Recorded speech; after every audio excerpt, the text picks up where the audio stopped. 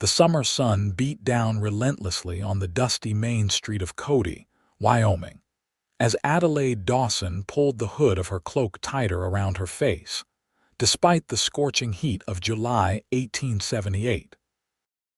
The fabric scratched against the twisted skin of her left cheek and jaw, a constant reminder of the night her family's homestead had caught fire 5 years ago. She'd managed to save her younger brothers, but the price had been etched permanently onto her flesh. Adelaide kept her head low as she made her way toward the general store, mentally rehearsing her list of supplies. She'd timed her visit carefully, knowing the afternoon lull would mean fewer prying eyes and whispered comments. The last time she'd ventured into town during a busy morning, a young boy had burst into tears at the sight of her scarred face. The memory still stung sharper than the wounds themselves ever had. "Good afternoon, Miss Dawson," Mr. Peterson, the shopkeeper, greeted her with the same forced politeness he always used, never unkind but never warm either. "Afternoon," Adelaide replied softly, placing her list on the counter. "I'll need these items, please." As Mr. Peterson gathered her supplies, the shop door swung open with a jingle of bells. Adelaide instinctively turned away, adjusting her hood.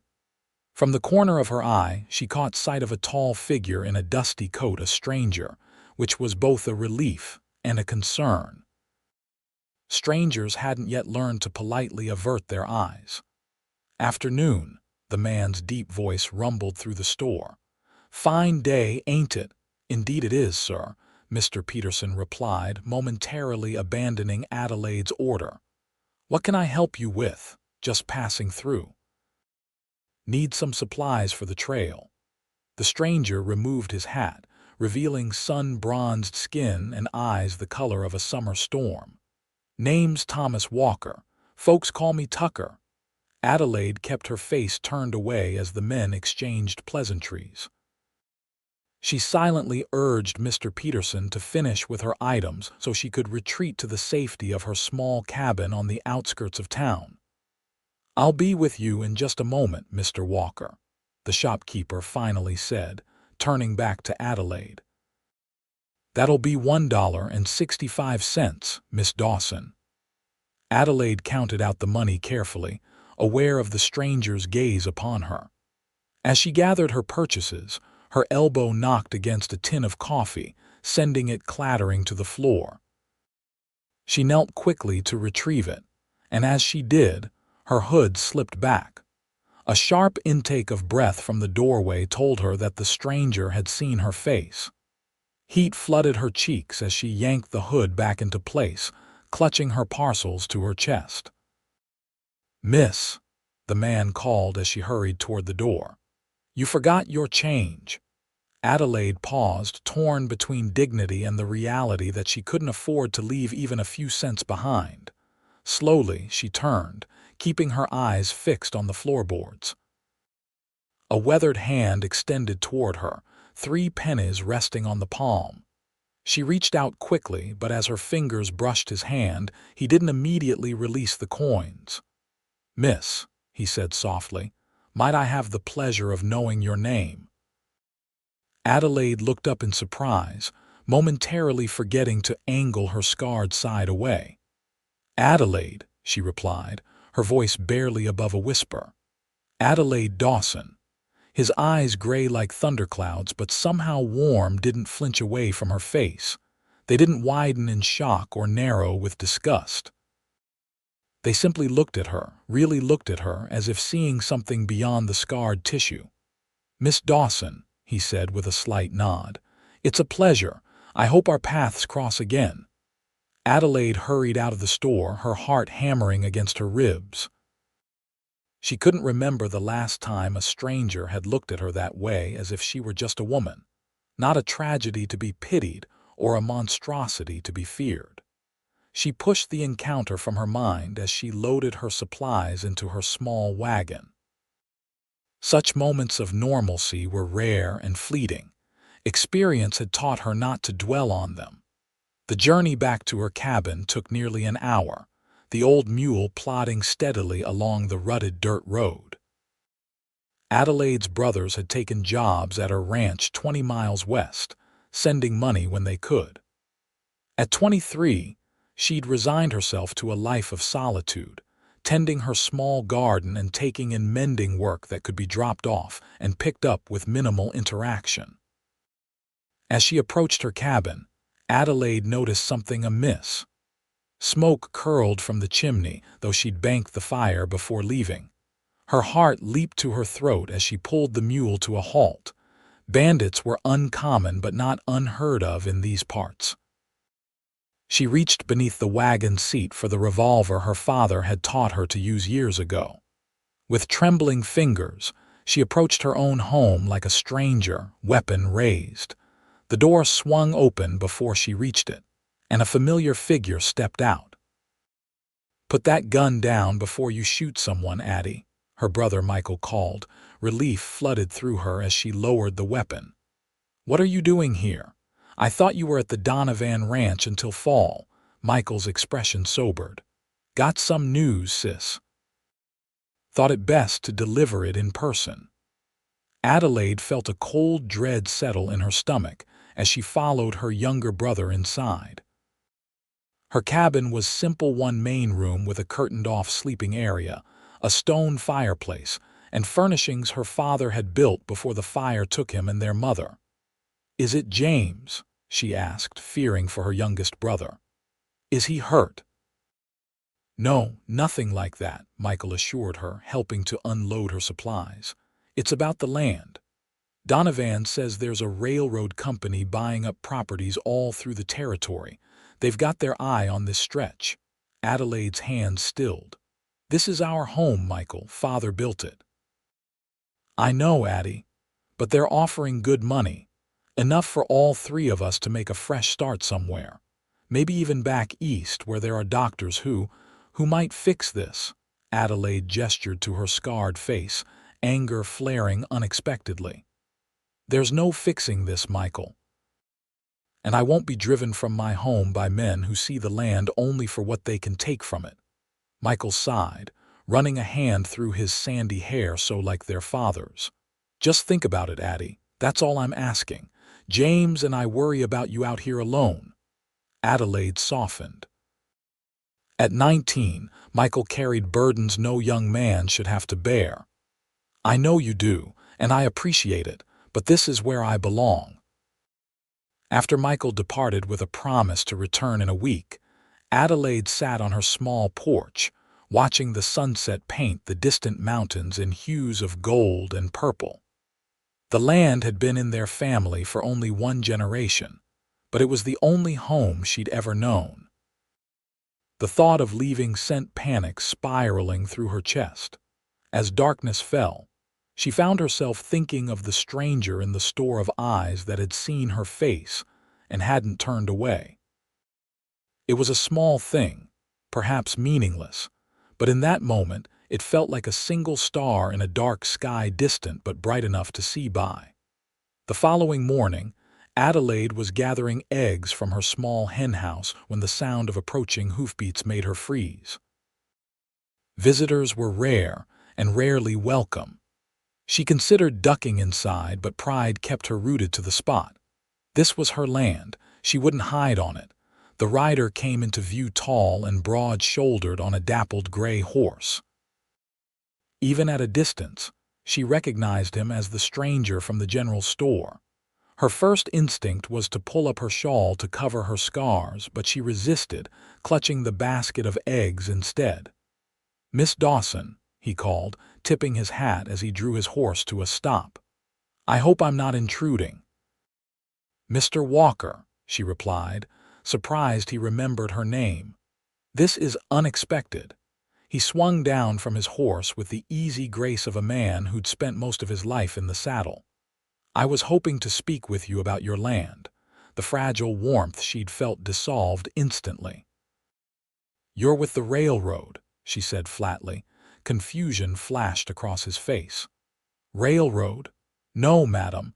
I'm looking to buy cattle land.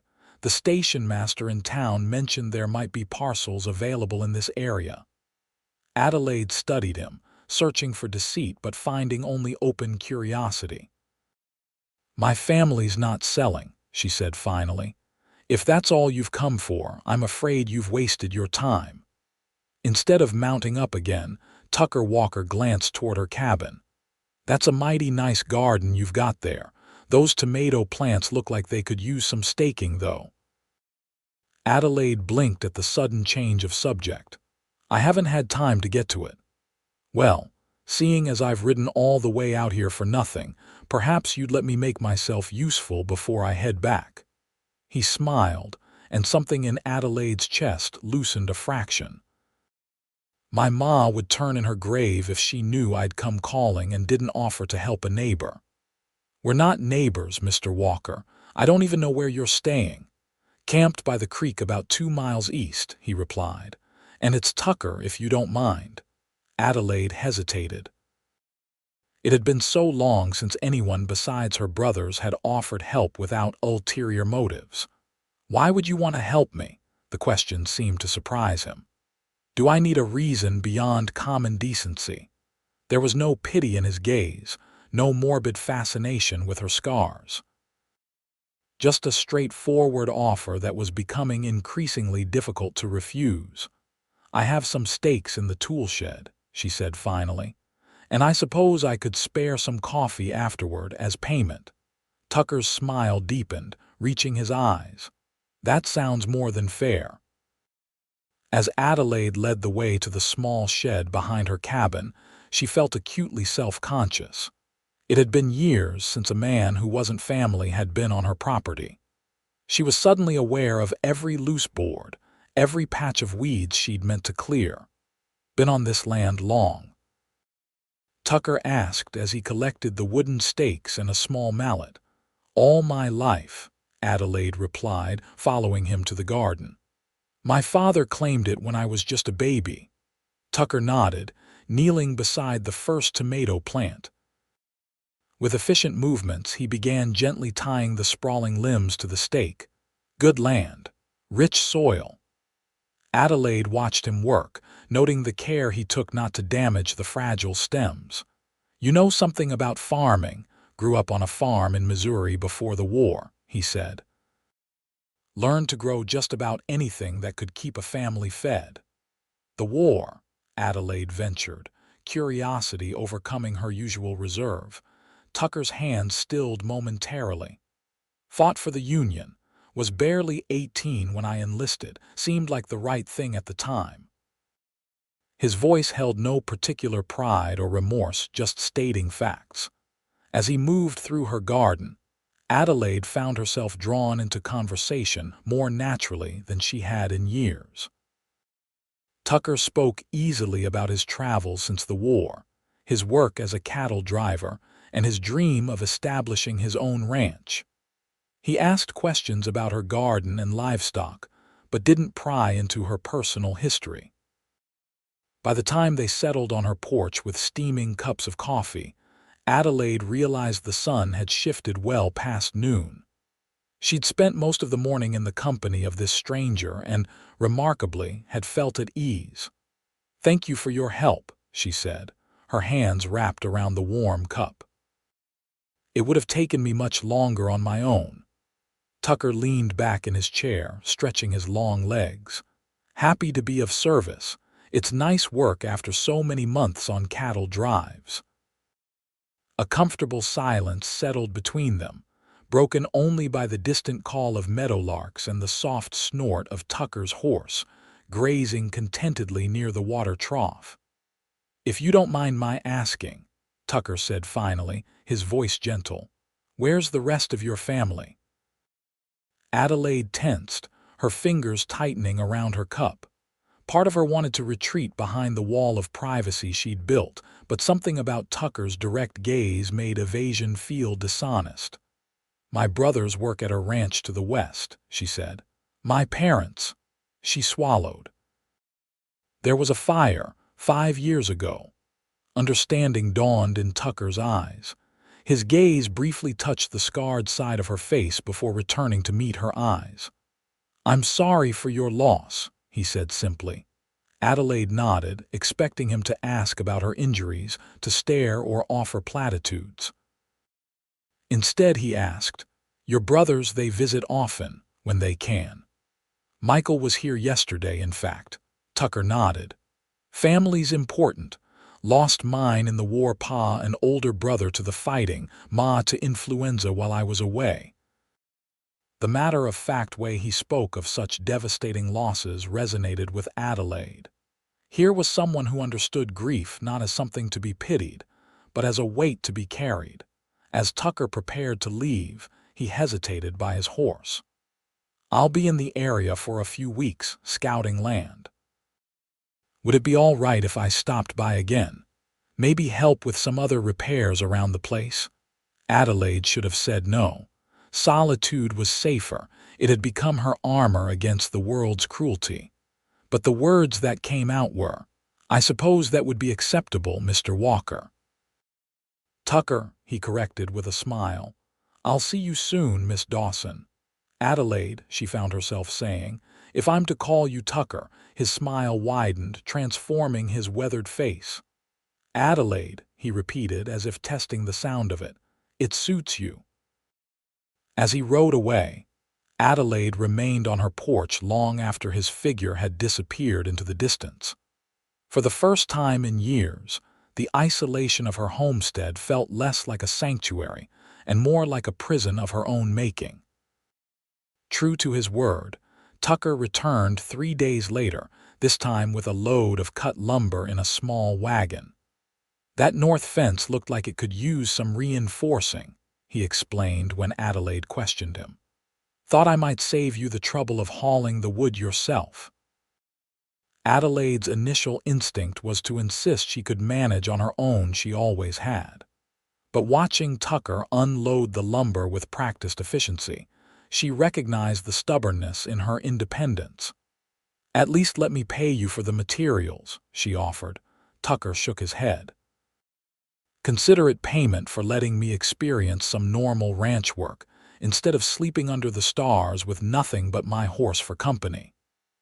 They worked together through the morning, repairing the fence that kept predators away from Adelaide's chickens and the small milk cow she kept.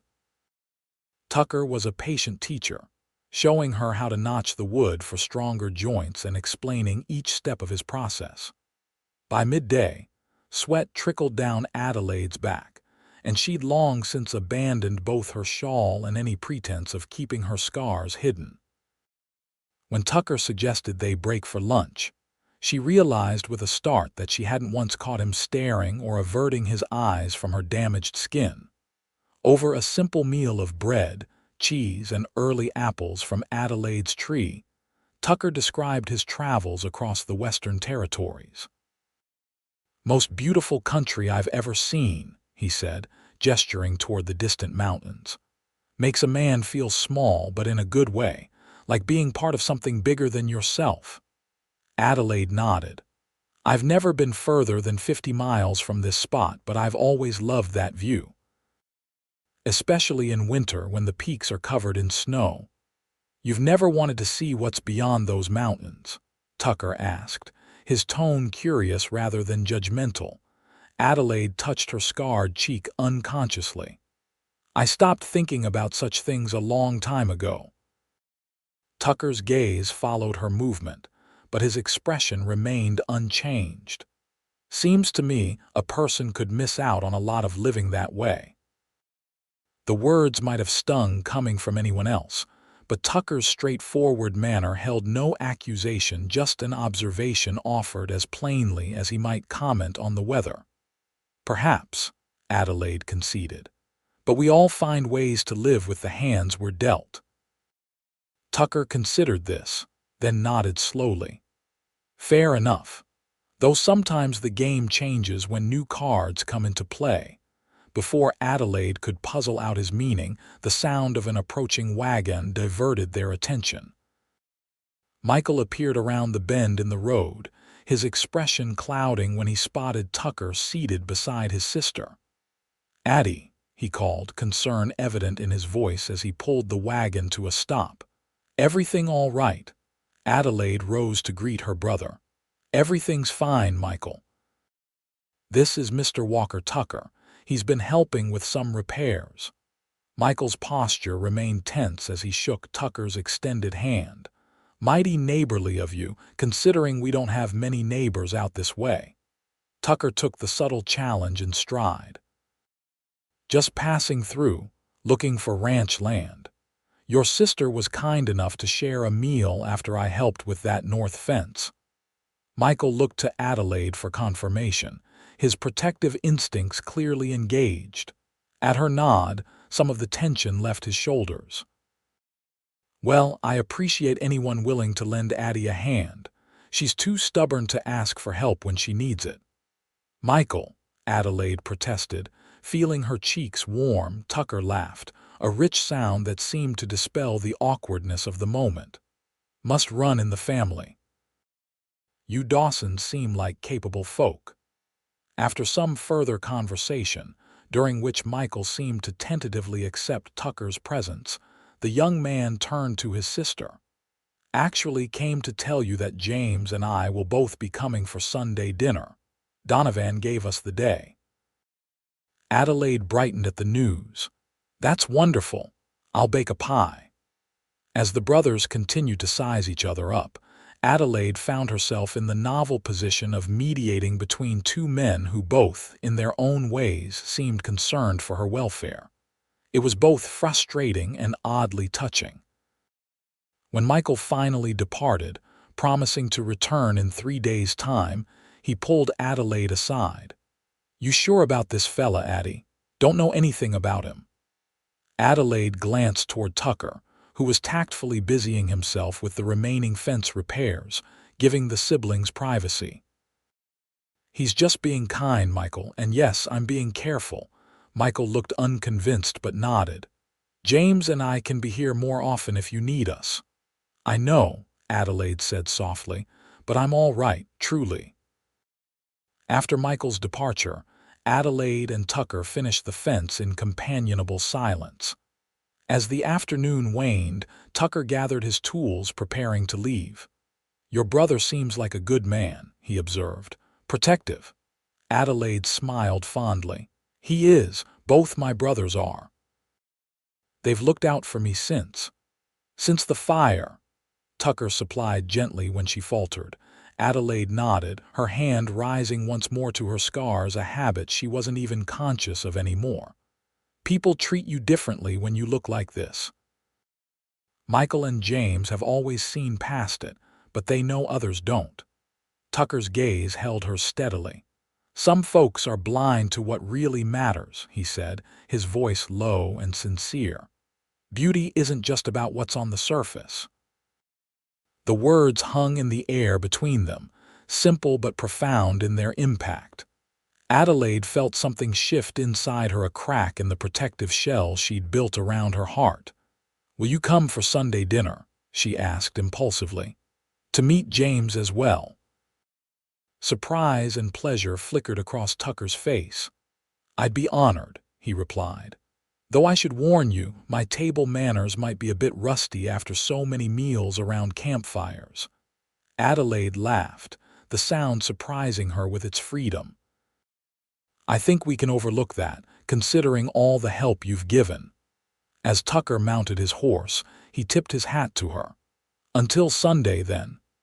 Adelaide watched him ride away, a strange mixture of anticipation and fear churning inside her.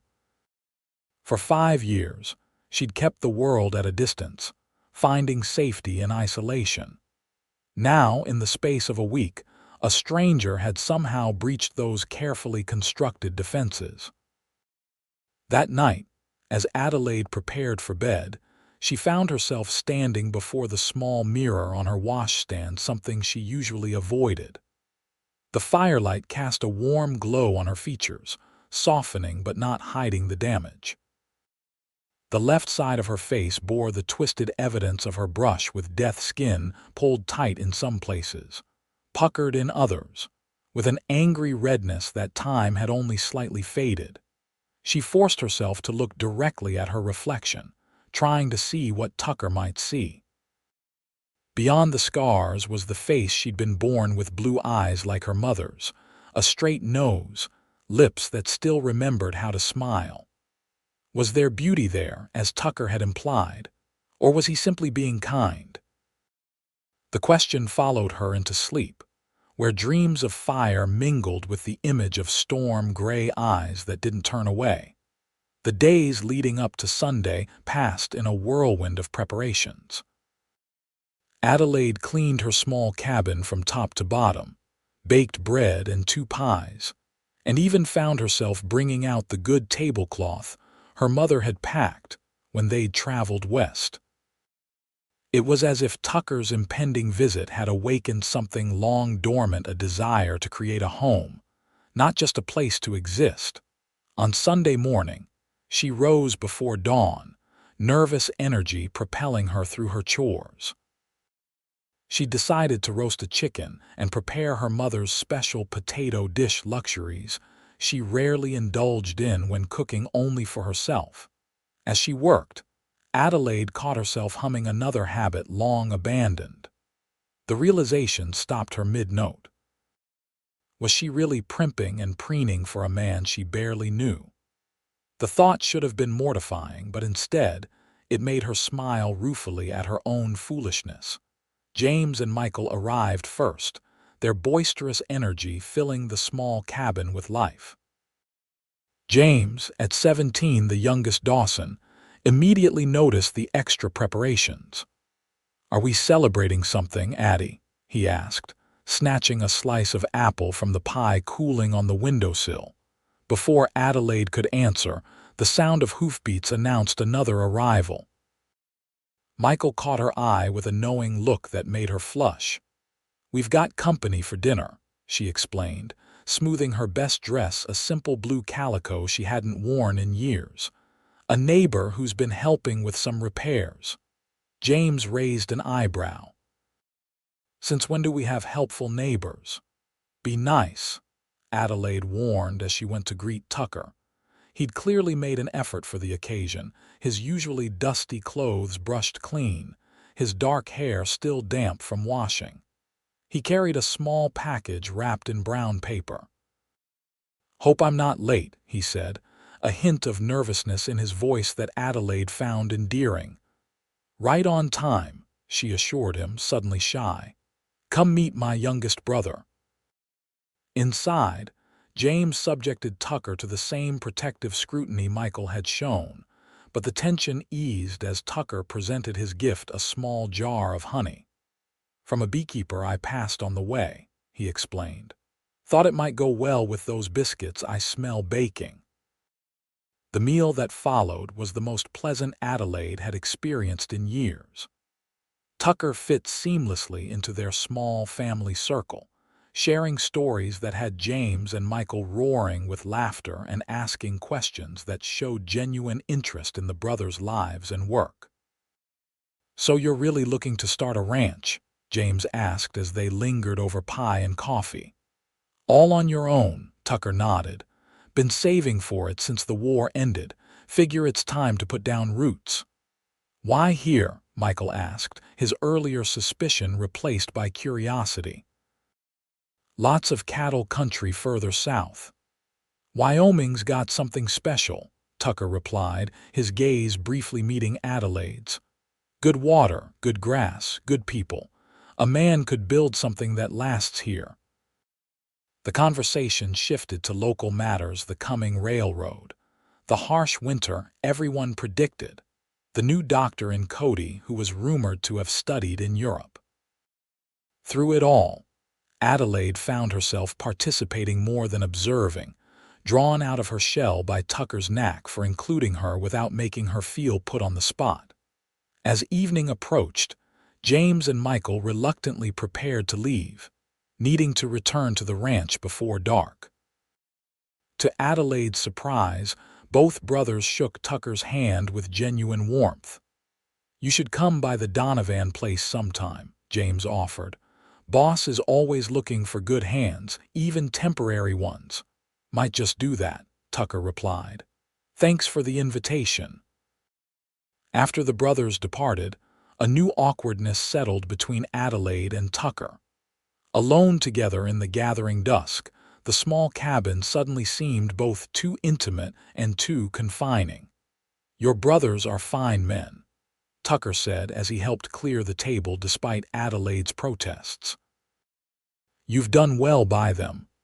"They've done well by themselves," she corrected gently. "I just tried to keep our family together after you saved their lives," Tucker finished. When Adelaide looked at him in surprise, he added, "Michael mentioned it while we were getting water from the well. Said if not for you running into the burning house, they'd have never made it out." Adelaide turned away, busying herself with the dishes. "I did what anyone would have done." "No," Tucker said firmly, moving to stand beside her at the wash basin. "Not anyone. It takes a special kind of courage to run toward danger instead of away from it." His words pierced something deep inside her, a place where guilt and grief had tangled together for years. "I couldn't save my parents," she whispered. "I heard them, but the roof collapsed before I could reach them." Tucker's hand came to rest gently on her shoulder. "And you've been punishing yourself for that ever since, haven't you?" Adelaide looked up at him, startled by the insight. "What do you mean?" Tucker's gaze was compassionate but unflinching. "Hiding away out here, keeping everyone at a distance, wearing those scars like they're some kind of penance." "You don't understand," Adelaide said, pulling away. "You haven't seen how people react, the stares, the whispers. Children cry when they see me." "I've seen plenty of scars, Adelaide," Tucker replied quietly. "Inside and out, carried a few myself from the war." He rolled up his sleeve to reveal a jagged line of puckered flesh running from elbow to wrist. "Rebel saber at Gettysburg, nearly lost the arm." Then more gently he added, "But scars are just evidence that we survived something that tried to kill us. They're not who we are." Adelaide stared at the healed wound, then back at Tucker's face. "It's different for a man," she said finally. "Your scars are badges of honor. Mine just make people uncomfortable." "Only people who don't know how to see past the surface," Tucker countered. He hesitated, then added softly, "I see you, Adelaide Dawson. I see your courage, your kindness, your strength. The scars are just part of the story, not the whole book." The words hung between them, sincere and unadorned. In Tucker's eyes, Adelaide saw something she'd thought she'd never experience again: admiration, untainted by pity. "Thank you for dinner," Tucker said, breaking the charged silence. "Best meal I've had in years." Adelaide nodded, not trusting her voice. As Tucker prepared to leave, she found herself reluctant to see him go. "Will you?" she began, then faltered, unused to extending invitations. "I'll be back," Tucker assured her, seeming to understand her unspoken question. "If that's all right with you." "It is," Adelaide replied, a small smile tugging at her lips. "More than all right." Over the following weeks, Tucker became a regular presence at Adelaide's homestead. He helped with repairs, taught her better ways to manage her small herd of goats, and often brought small gifts: a book of poetry he'd found in town, wildflower seeds he thought might thrive in her garden, a hand-carved wooden spoon to replace one that had cracked. With each visit, the walls Adelaide had built around her heart crumbled a little more. She found herself sharing stories of her childhood, of her parents' dreams for their Wyoming homestead, of the person she'd been before fire had changed her life. In turn, Tucker spoke of his own past: the farm in Missouri, the horrors he'd witnessed during the war, his years of drifting afterward, searching for a place that felt like home. One crisp September afternoon, they sat on Adelaide's porch, shelling peas from her garden. The comfortable silence between them had become as natural as breathing. "I bought land yesterday," Tucker said suddenly. 200 acres, about 5 miles east of here." Adelaide's hands stilled. She'd known this day would come when Tucker would settle somewhere, either nearby or far away. Still, the news sent a mixture of emotions coursing through her. "Congratulations," she said, trying to infuse the word with genuine warmth. "That's wonderful news." Tucker studied her face. "Is it?" Adelaide looked down at the peas in her lap. "Of course. It's what you came here for, isn't it?" "To find your own place. Part of what I came for," Tucker corrected gently. "But I've found something else, too."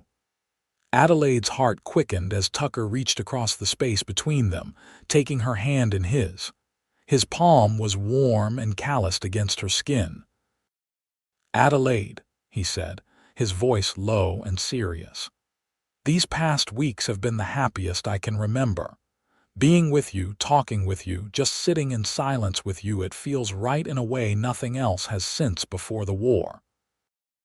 Adelaide remained frozen, afraid to believe what his words implied. "Tucker, let me finish," he said, squeezing her hand gently. "I know we haven't known each other long, and I know you've built a life here that works for you, but I hope there might be room in that life for someone else." Adelaide's throat tightened with emotion. "I'm not what most men want," she said, forcing herself to meet his gaze. "Even if you can see past this," she gestured to her scarred face, "others will always stare, always whisper. Would you want that, truly? A wife people pity or avoid?" Tucker's expression grew fierce. "I don't give a damn what other people think or say. I care about what's real." His free hand rose slowly, giving her time to pull away if she wished, then gently cupped her scarred cheek. "And what's real is that you, Adelaide Dawson, are the most beautiful woman I've ever known inside and out." Adelaide closed her eyes, leaning into his touch. No one but her family had willingly touched her scars in 5 years. The tenderness of the gesture broke something loose inside her, a dam holding back years of loneliness and longing. "I'm afraid," she whispered, opening her eyes to find his gaze steady upon her. "Afraid to hope for things I convinced myself I could never have." Tucker smiled, his thumb gently stroking her cheek. "Being afraid doesn't mean you can't be brave too. You've already proven that." Slowly, giving her every chance to pull away, Tucker leaned forward until his lips met hers in a kiss so gentle it brought tears to her eyes. Adelaide felt something unfurl inside her, a part of herself she'd locked away the night of the fire, believing it forever beyond reach. When they parted, Tucker rested his forehead against hers. "I'm not asking for an answer today. Just asking you to think about a future where you don't have to be alone anymore, where we could build something together." Adelaide nodded, words momentarily beyond her. The seed of possibility Tucker had planted took root in soil she'd thought barren. For the first time in years, she allowed herself to imagine a different life, one that included love, family, connection. The next morning, Adelaide rose early and did something she hadn't done since the fire. She rode into town during the busiest part of the day. Heart pounding, she tied her horse outside the general store and entered without her usual concealing hood. The conversations inside faltered momentarily as heads turned toward her. Adelaide forced herself to stand straight, acknowledging the shopkeeper with a nod. "Good morning, Mr. Peterson. I need some fabric, if you please. Blue gingham, if you have it." Mr. Peterson recovered quickly, professional courtesy overcoming surprise at her unscheduled appearance. "Of course, Miss Dawson. Just got a new shipment last week." As he measured out the fabric, Adelaide became aware of a small presence at her elbow. A girl of perhaps 5 years stood there, staring up at her with unabashed curiosity. "What happened to your face, lady?" the child asked, her voice carrying in the now hushed store. Adelaide felt heat rise to her cheeks as the child's mother hurried over, mortification written across her features. "Emily, that's not polite. I'm so sorry, Miss Dawson." Before the woman could drag her daughter away, Adelaide knelt to the child's level. "It's all right," she said, her voice steadier than she felt. I was in a fire a long time ago trying to save my family. The little girl's eyes widened. Did it hurt? Yes, Adelaide answered honestly, but it healed. And now it's just a part of me like your freckles are part of you. Emily considered this, head tilted. My papa has a big mark on his leg from when a horse kicked him. He says it reminds him to be careful around the back end of horses. A surprised laugh escaped Adelaide. That's very good advice. The mother's tension eased slightly as she watched the exchange. Emily, we should let Miss Dawson finish her shopping. The girl nodded solemnly, then reached out one small hand to pat Adelaide's scarred cheek. I think you look brave, she declared before allowing her mother to lead her away. Adelaide rose, her heart full with the simple wisdom of a child. As she completed her purchase and left the store, she noticed the stares felt less oppressive, less defining. Or perhaps it was she who had changed, no longer seeing herself primarily through the lens of others' reactions. She rode straight to Tucker's new property where he was clearing land for a cabin. He looked up in surprise as she approached, then broke into a smile that warmed her from within. Adelaide, he greeted her, setting down his axe. This is unexpected. She dismounted, suddenly nervous but determined. I went into town this morning without my hood. Understanding dawned in Tucker's eyes. How was it? Terrifying, she admitted with a small laugh, but also freeing. A little girl told me I looked brave. Tucker's smile deepened. Smart child. Adelaide took a deep breath. You asked me to think about a future together. I have. She stepped closer, her heart hammering in her chest. If your offer still stands, my answer is yes. Joy blazed across Tucker's face as he closed the distance between them, lifting her off her feet in an embrace that drove the breath from her lungs. When he set her down, his eyes shone with emotion.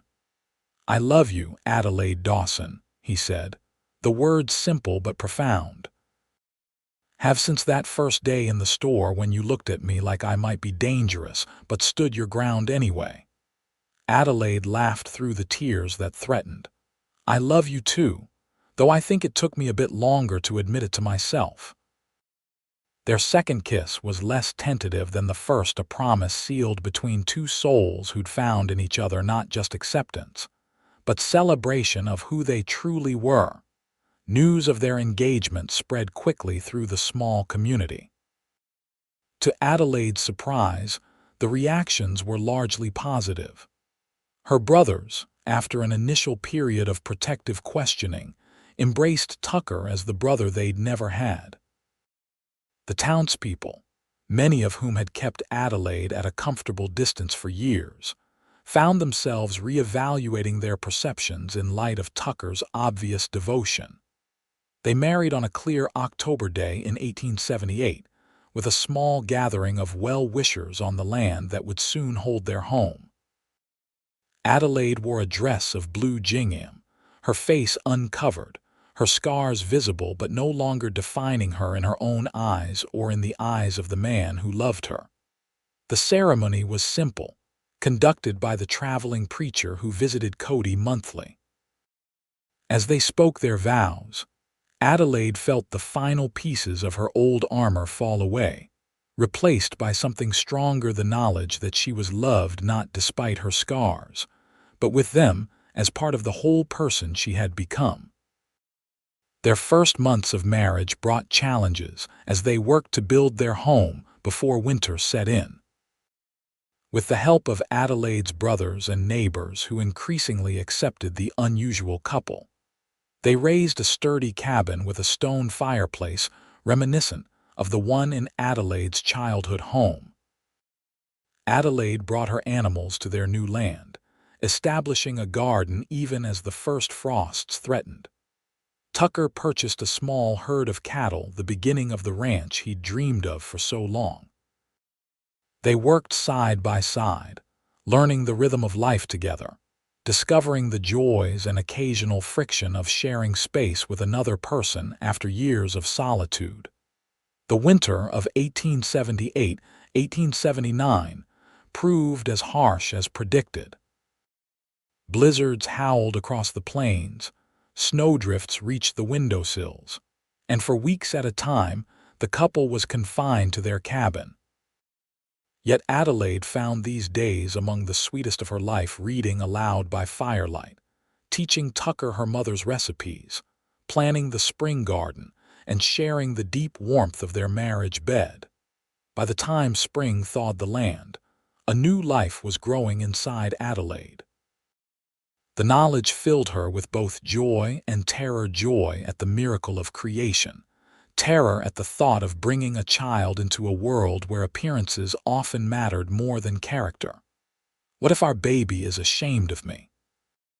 she whispered one night, tucked against Tucker's side as a spring rain drummed on the roof. "What if other children tease it because of my face?" Tucker's arm tightened around her. "Then we'll teach our child what really matters, that beauty comes in many forms. That scars are just stories written on skin." As Adelaide's body changed with pregnancy, Tucker's reverence for her only seemed to grow. He treated her with a tenderness that sometimes made her laugh, sometimes made her cry, but always made her feel cherished. In December 1879, as another winter settled over Wyoming, Adelaide gave birth to a son they named William, after Tucker's father. The labor was long and difficult, but when the midwife placed the squalling infant in Adelaide's arms, all pain was forgotten in the wonder of his perfect face. "He's beautiful," Tucker whispered, his voice choked with emotion as he knelt beside the bed. "Like his mother." Adelaide traced a finger over their son's tiny features. "He has your eyes, I think, and your stubborn chin." As William grew from infant to toddler, Adelaide watched anxiously for any sign that he noticed her scars, any indication that he found his mother's appearance frightening. The moment came when he was nearly 2, his vocabulary expanding daily. Adelaide was rocking him before bed when his small hand reached up to pat her scarred cheek. "Mama hurt?" he asked, his brow furrowed in concern. Adelaide's throat tightened. "Mama was hurt a long time ago," she explained gently, "but it doesn't hurt anymore." William considered this with the solemn concentration of a child, then planted a sloppy kiss on her scarred skin. "Kiss better," he declared confidently. Tears sprang to Adelaide's eyes as she hugged her son close. Over his downy head, she met Tucker's gaze where he stood in the doorway, his expression a mirror of her own emotion. That night, after William was asleep, Tucker held her close. "Children see with clearer eyes than most adults," he murmured against her hair. "They haven't learned to judge based on the surface." Adelaide nodded against his chest. "I spent so many years afraid of children's reactions. I never imagined having a child who would simply accept me as I am." "You underestimated yourself," Tucker replied. "And the power of love to shape how we see the world." The years that followed brought prosperity to the Walker Ranch. Tucker's careful management and Adelaide's practical knowledge of the land combined to create an operation that grew steadily. They added to their herd each year, expanded their garden, and built additional rooms onto their cabin as their family grew.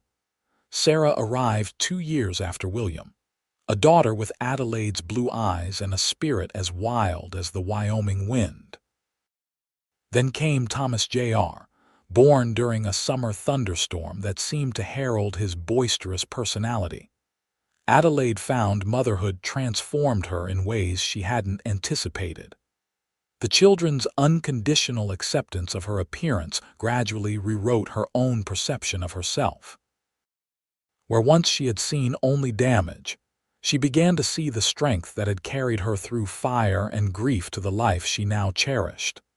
In the spring of 1885, when William was 5, an incident at the general store crystallized how much had changed. Adelaide was selecting fabric while William and Sarah explored the candy display under Mr. Peterson's indulgent eye. A woman Adelaide didn't recognize, likely passing through on the way west, entered with a young daughter. The girl caught sight of Adelaide and gasped loudly. "Mama, look at that lady's face," she exclaimed, pointing directly at Adelaide. Before the mortified mother could shush her daughter or Adelaide could react, William stepped between them, his small shoulders squared defensively.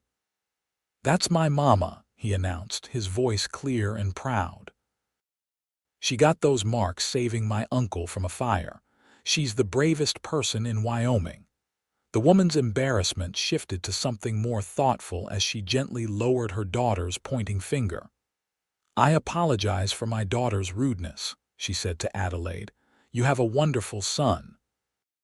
"Thank you," Adelaide replied, her heart swelling with love and pride as she placed a hand on William's shoulder. "I think so too."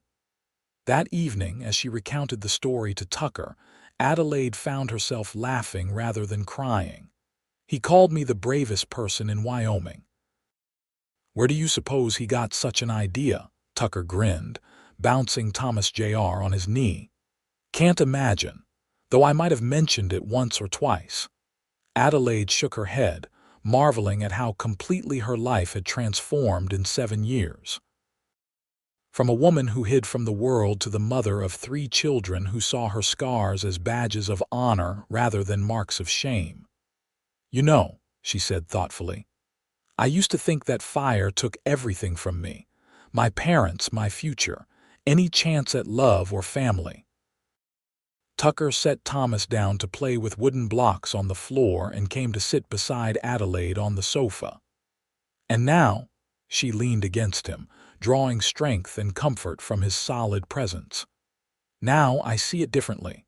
The fire changed me, but it didn't define me. Not once I stopped letting it." Tucker's arm wrapped around her shoulders. "I'm just grateful it didn't take you away entirely, that there was enough of Adelaide left to find her way back. With help," she added softly. "I needed someone to see past what everyone else saw. To remind me there was more to me than my scars."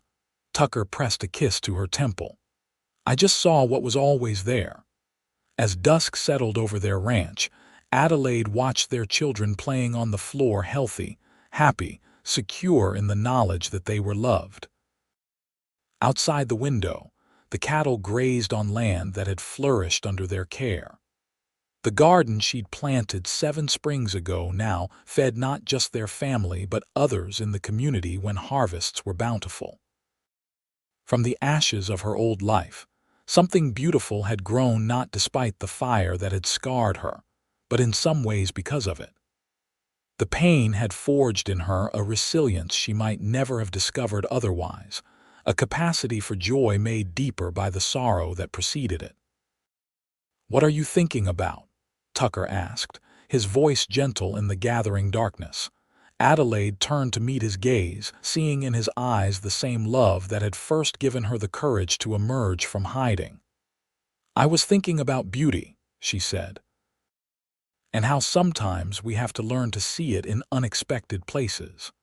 Tucker smiled, the lines around his eyes crinkling with the expression she had come to cherish above all others. "Or in exactly the places where it's always been, waiting to be recognized." As night fell over the Wyoming plains, Adelaide Walker held close the life she'd once believed beyond her reach, a loving husband who saw her true self, children who knew her scars as simply part of their mother's story, a community that had learned to look beyond the surface, and a heart that had finally, fully healed. In the years that followed, the Walker Ranch became known throughout the territory, not just for its fine cattle and hospitality, but for the remarkable woman who had transformed from a recluse, hiding behind a hood, to a respected figure, whose courage inspired others with visible and invisible scars of their own. Adelaide never forgot the words Tucker had spoken that day at her homestead when she had whispered her deepest fear. "My face frightens children." His reply had changed everything, setting her on a path to redemption, not from her scars, but from the prison she had built around them. then they haven't learned to see beauty. In those simple words had been the key to her freedom, the recognition that beauty, like love, was something that could be perceived in countless ways, and that the truest sight came not from the eyes, but from the heart.